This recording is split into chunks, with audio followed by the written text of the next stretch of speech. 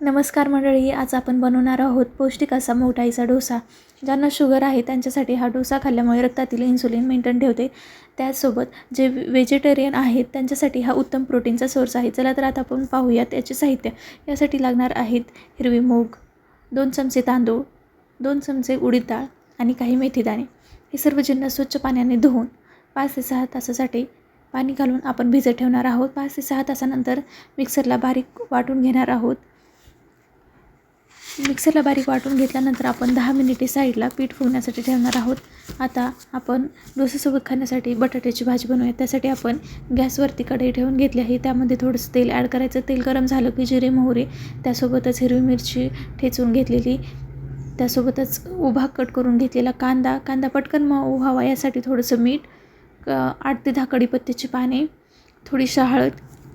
कांदा सोनेरी रंगावर तळला की आपण यामध्ये उकडून घेतलेले बटाटे मॅश केले आहेत ते यामध्ये ॲड करायचे आणि एखादा मिनिट परतून घेऊन आपली अशा प्रकारे बटाट्याची भाजी डोस्यासोबत खाण्यासाठी तयार आहे. आता आपण बनवणार आहोत डोसे. चवीनुसार मीठ ॲड करून घ्यायचं भाजीमध्ये.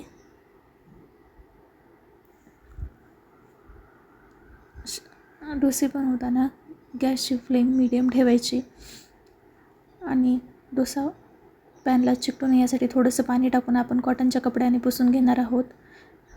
बटर किंवा तेल तुमच्या आवडीनुसार तुम्ही टाकून डोस्याचं बॅटर छान प्रकारे स्प्रेड करून घ्यायचं.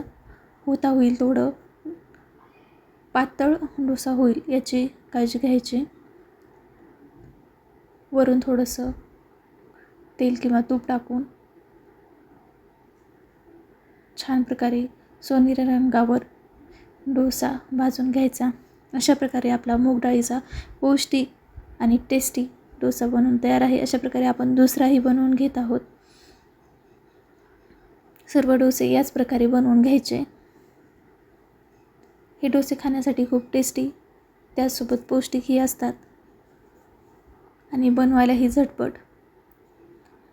आजची रेसिपी कशी वाटली ते नक्की सांगा आणि चॅनलला लाईक आणि सबस्क्राईब करायला विसरू नका. व्हिडिओ पाहिल्याबद्दल धन्यवाद.